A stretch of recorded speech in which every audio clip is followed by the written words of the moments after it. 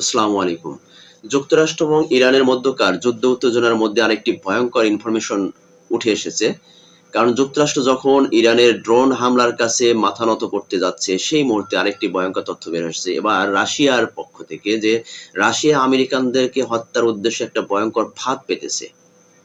তাহলে যুক্তরাষ্ট্রে রাশিয়াকে ট্যাকেল দেবে নাকি ইরানকে ট্যাকেল দেবে, এটা নিয়ে যুক্তরাষ্ট্র এখন বেশ চিন্তিত। তো রাশিয়া আসলে আমেরিকানদের জন্য কি ভয়ংকর ফাঁদ পেতে রেখেছে, সেই বিষয়টি উঠে এসেছে ব্রিটিশ সাময়িকী দ্য ইকোনমিস্টে। আমরা সেই সমস্ত বিষয়গুলোর আপনাদের সামনে তুলে ধরার চেষ্টা করব। আমরা সরাসরি এই প্রতিবেদনে কি ছাপানো হয়েছে সেটাই আপনাদেরকে জানানোর চেষ্টা করব। দর্শক, চলুন আমরা কথা না বাড়িয়ে মূল আলোচনায় যাই। মধ্যপ্রাচ্যে চলমান যুদ্ধে যুক্তরাষ্ট্রের জন্য বড় চ্যালেঞ্জ হয়ে উঠেছে ইরানের ড্রোন সক্ষমতা।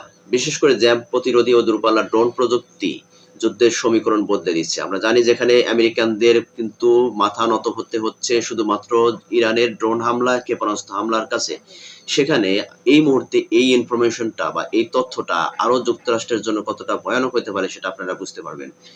এই সক্ষমতার পিছনে রাশিয়ার সরাসরি ভূমিকার ইঙ্গিত মিলেছে, সেই রকম একটি তথ্য প্রকাশ করেছে ব্রিটিশ সাময়িকী দ্য ইকোনমিস্ট।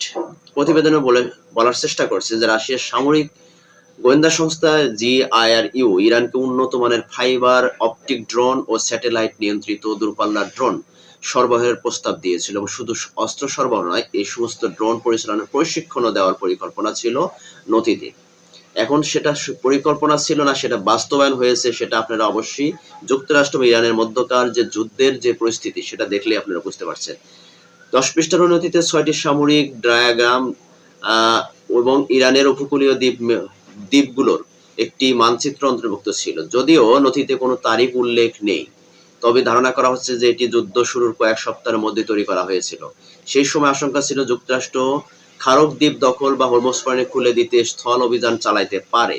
নথি অনুযায়ী রাশিয়ান ইরানকে 5,000 স্থল পাল্লার ফাইবার অপটিক ড্রোন দেওয়ার প্রস্তাব দেয় এবং এসব ড্রোন বেতার তরঙ্গের বদলে ফাইবার অপটিক লাইনের মাধ্যমে নিয়ন্ত্রিত হয়। ফলে ইলেকট্রনিক জ্যামিং কার্যত অকার্যকর হয়ে পড়ে। ইউক্রেন যুদ্ধে এই প্রযুক্তি ব্যবহার করে রাশিয়া উল্লেখযোগ্য সাফল্য লাভ করেছে। এছাড়াও স্টারলিং টার্মিনাল ব্যবহার করে পরিচালিত দূরপাল্লার ড্রোনের কথাও উল্লেখ রয়েছে পরিকল্পনায়। এই সমস্ত ড্রোন শত্রুপক্ষের আকাশ প্রতিরক্ষা এড়িয়ে গভীর এলাকায় হামলা চালাতে সক্ষম। দেখেন কতটা ভয়ঙ্কর।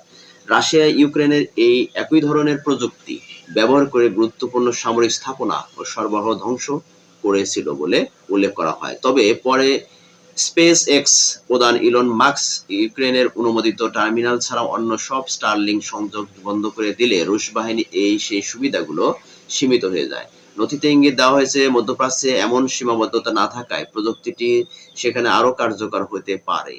গোপন পরিকল্পনার একটি গুরুত্বপূর্ণ অংশ ছিল প্রশিক্ষণ কর্মসূচি।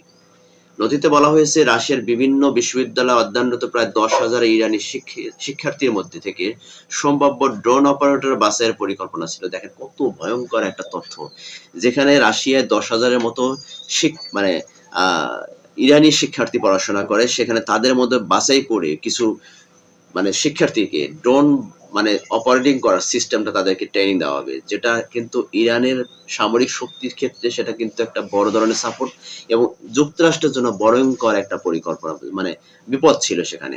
পাশাপাশি তাজিক ও সিরিয়ার আলাউই সম্প্রদায়ের সদস্যদের অন্তর্ভুক্ত করার চিন্তা করা হয়েছিল, কারণ তারা রুশ ও পার্সি উভয় ভাষায় দক্ষ। দেখছেন, এই যে সিরিয়ার মধ্যে রাশিয়ার এবং সিরিয়ার মধ্যে কিছু সম্প্রদায় আছে যারা নাকি রুশ এবং পার্সি ভাষা ইরানের ভাষা দক্ষ ছিল। সে সমস্ত যুব সমাজকেও কিন্তু এই ট্রেনিং দেওয়ার পরিকল্পনা ছিল। জিআরইউর মূল্যায়নে বলা হয়েছে যুক্তরাষ্ট্র যদি হরমুজ প্রণালী খুলে দিতে বা খারক দ্বীপ দখলে অভিযান চালায়, তাহলে ধীরগতির মার্কিন ল্যান্ডিং ক্রাফটগুলো ড্রোন হামলার জন্য অত্যন্ত ঝুঁকিপূর্ণ হবে। নথির একটি ডায়াগ্রামে দেখানো হয় কিভাবে 15 থেকে 30 কিলোমিটার দূর থেকে একসঙ্গে 5-6টি ড্রোন ছুড়ে নৌযানে হামলা চালানো সম্ভব। দেখেন কত বড় ভয়ঙ্কর এই ড্রোনগুলো হতে পারে, যে 15 থেকে 30 কিলোমিটার দূর থেকে নৌযানে হামলা চালানো সম্ভব। আঞ্চলিক গোয়েন্দা সূত্রগুলো নথিটির সততা পুরোপুরি যাচাই করা না গেলেও এর তথ্যকে বিশ্বাসযোগ্য মনে হচ্ছে। রুশ গোয়েন্দা সংস্থা বিশেষজ্ঞ ক্রিস্টো গোজেভের মতে এটি ইরানকে সহায়তার রাশিয়ার আগ্রহ দুই দেশের ঘনিষ্ঠ সামরিক সহযোগিতার আরো একটি বড় ইঙ্গিত।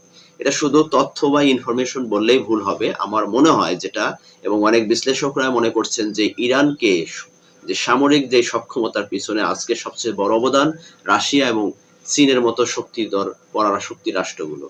কারণ তারা যদি সামরিক শক্তি দিয়ে এবং তারা যদি নেটওয়ার্কিং শক্তি দিয়ে যদি ইরানকে সহযোগিতা না করতো, তাহলে হয়তোবা যুক্তরাষ্ট্র এবং ইসরায়েলের মতো শক্তিশালী রাষ্ট্রগুলোকে খুব সহজেই ইরান কাবু করতে পারতো না। আজকে রাশিয়ার মতো রাষ্ট্র তাদের বিভিন্নভাবে, যেমন এই যে যুদ্ধের সরঞ্জাম দিয়ে সহযোগিতা করা এবং ইন্টারনেট বা নেটওয়ার্কিং সিস্টেম দিয়ে, ডাটা অপারেটিং সিস্টেম দিয়ে তাদেরকে সহায়তা করা, এটা যেমন রাশিয়া করতেছে, অপরদিকে চীনও করতেছে। যার কারণে আজকে ইরান কিন্তু সফলতার সাথে আমেরিকা বা যুক্তরাষ্ট্রের মুখোমুখি হতে সক্ষম হয়েছে। এর আগে পশ্চিমা গোয়েন্দারা দাবি করেছিলেন যে রাশিয়া ইরানকে উন্নত মানের সংস্করণের শাহেদ ড্রোন সরবরাহের প্রস্তুতি নিচ্ছে। 22 সালে ইরানের কাছ থেকে শাহেদ ড্রোন কেনার পর রাশিয়া নিজস্ব সংরক্ষণ তৈরি শুরু করে দিয়েছে। রুশ সংরক্ষণগুলো আকাশ প্রতিরক্ষা ফাঁকি দিতে বেশি কার্যকর এবং ভারী বিস্ফোরক বহনে সক্ষম। তো এই সমস্ত তথ্যগুলো যখন উঠে আসছে, তখন কিন্তু আসলে যুক্তরাষ্ট্রের জন্য এটা একটা বড় ধরনের বিপদের সংকেত।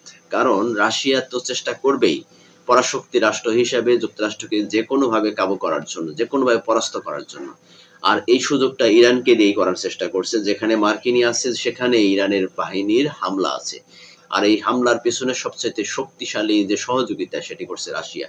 তো এই যে তথ্য বা উপাত্তগুলো আমাদের সামনে যেটা চলে আসলো, সেই তথ্য বা উপাত্তের ভিত্তিতে আগামী দিনে আপনি কি ভাবছেন যে যুক্তরাষ্ট্র কি খুব সহজেই ইরানকে খুব সহজে কিন্তু পরাস্ত করতে পারবে, না যুক্তরাষ্ট্রই ইরানের কাছে পরাস্ত হয়ে লেজ গুটিয়ে ফিরে আসতে হবে? দর্শক, আপনাদের মতামত, আপনাদের মূল্যায়ন অবশ্যই কমেন্টসে করে যাবেন।